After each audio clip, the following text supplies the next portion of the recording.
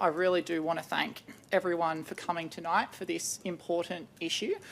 And I also want to particularly thank quite a few people, and that certainly starts with Council's community engagement team, who have undertaken a brilliant and extensive community engagement process to make sure that the community got to have their say. That delivered an enormous 1,855 submissions, which is unprecedented for something like this.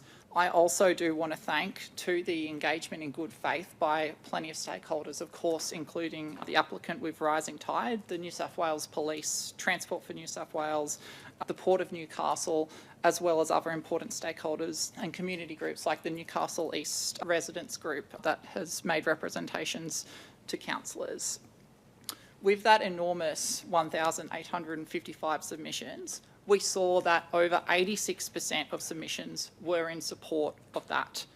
91% of the emails that we received through that engagement process were in support.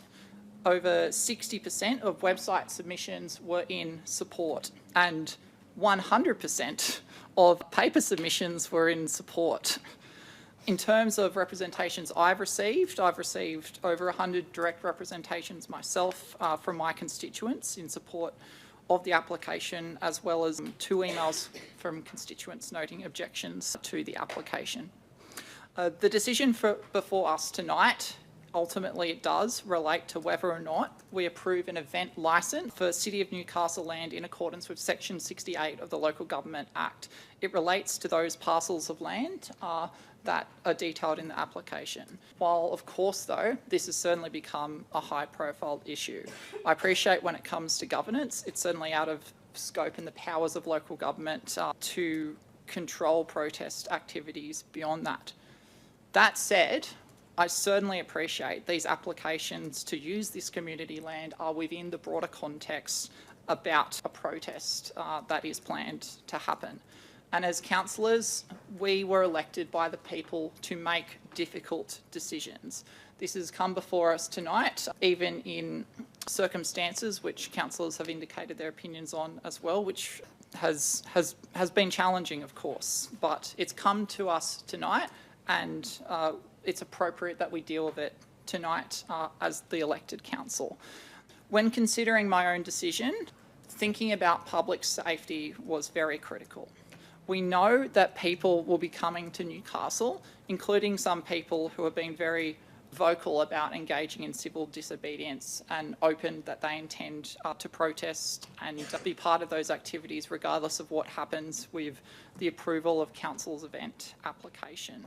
It's been very clear from the conversations that I've had with the police and also the statements that some members of Rising Tide have also made, that's going to happen one way or another. And my concern is if we were to have that option of rejecting everything and not approving anything, there would be no event management plan. There would be no security management plan. There would be no traffic management plan. There would be no transport, no pedestrian management plan. There would be no noise management plan and no waste management plan. It would be the Wild West, Lord Mayor, and I certainly can't support that option for that to happen. I also acknowledge too that the Port of Newcastle are not supportive, and the New South Wales Police and Transport for New South Wales have noted concerns, particularly with that Richardson Park proposal. So in light of those concerns, and it being one of the only areas that received a slight majority of locals in that suburb of North Hamilton opposing, it's certainly one that I wasn't prepared to support, and it's appropriate that that option has not been moved tonight.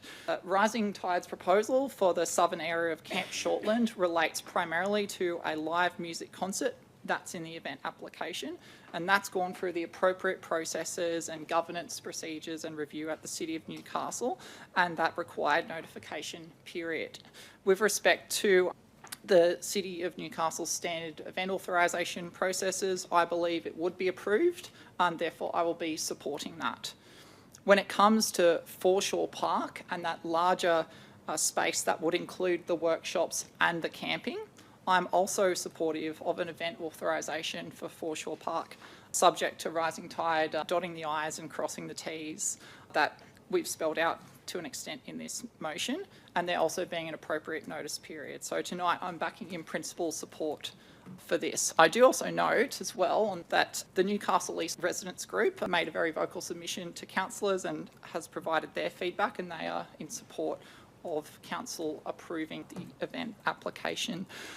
When it comes to public safety, one of the asks that's been noted in the proposed motion that I have seconded is for those intended locations within the event footprint that have been noted in the event management plan and also in the submitted risk management plan to council with that submission. As part of that is to ask Rising Tide to apply for a Form 1 for that, and also I appreciate when doing that, with respect to that, there may need to be multiple Form 1s submitted for various different activities with respect to my understanding of how that process works. And that's about ensuring that we are doing everything we can, because we know the broader context of this event is related to a protest, and undoubtedly there will be some protest activity. So from the public safety perspective, we are seeking that they engage constructively with police. We're also making it very clear in this motion that as council we are not supporting any unlawful activity, and endorsement of this for the use of that community land is not endorsement of any unlawful activity or that broader protest activity that we understand people have been talking about. There's also that request that attendees be asked to follow lawful directives by police with respect to this. Now, when it comes to my values, Newcastle is a progressive, welcoming and inclusive city. And we've got a long and proud history of democratic activism and protests. We have a proud union history locally here too. Civil disobedience is what got people in this country the 8-hour workday. It's what got weekends. It's what got public holidays.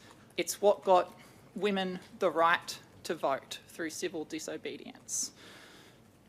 Following the protest for last year, I spoke to a council resolution acknowledging that event, and with an amendment I negotiated that I believe was in line with community expectations, which was supported by all councillors other than the 2 Liberal councillors at the time.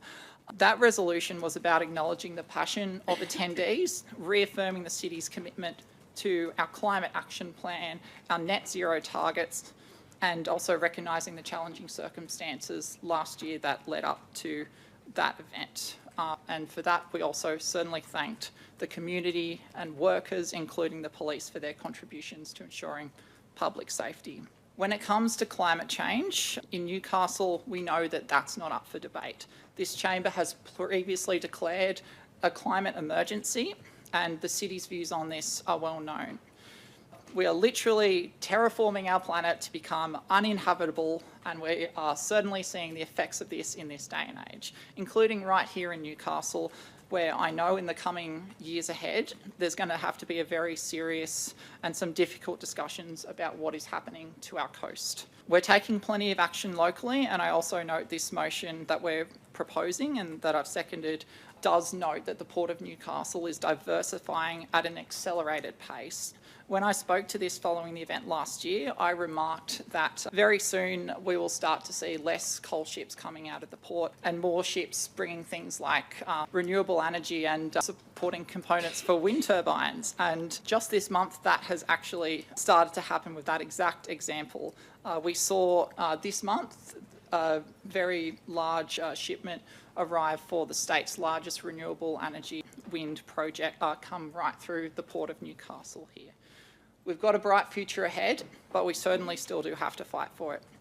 Approval of this event application and this motion is in line with the required process. In my view, it's in the interests of public safety, and it's certainly in the community's interests, and compared to the alternatives that as councillors that we've got to consider, this is the right decision for this body to make. It's time for council to act on this, so I support this motion.